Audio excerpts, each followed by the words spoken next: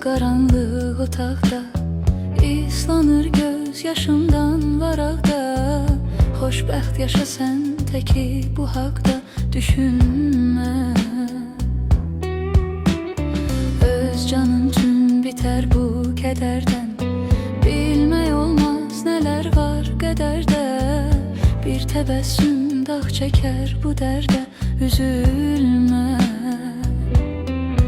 Yanımda ol, varlığın hiss edim duyum mən.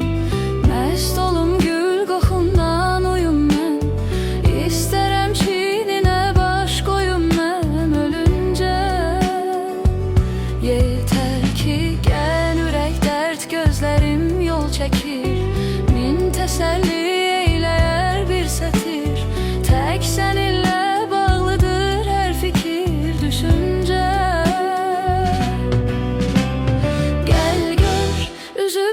Bu tənhalıq necə, gəl gör. Bir mənəm, bir də qaranlıq gecə. Gəl gör, çox şey ki istəmirəm sadəcə. Gəl gör. Gəl gör, üzüb məni bu tənhalıq necə.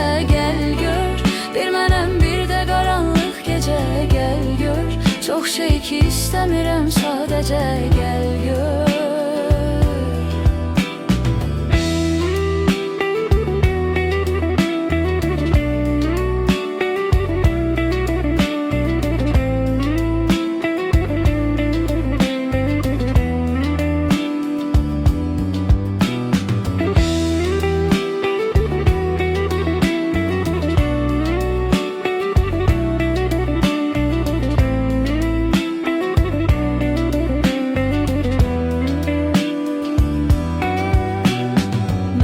Sensiz qaranlıq otaqda islanır göz yaşımdan varaqda.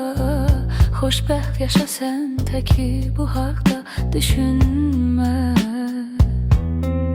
Yanımda ol, varlığın hiss edim duyum mən.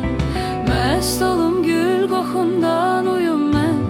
İstərəm çininə baş qoyum mən ölmən öncə. Yetər ki gözlərim yol çəkir. Min təsəlli eyləyər bir sətir. Tək səninlə bağlıdır hər fikir, düşüncə. Gəl gör, üzüb məni bu tənhalıq necə.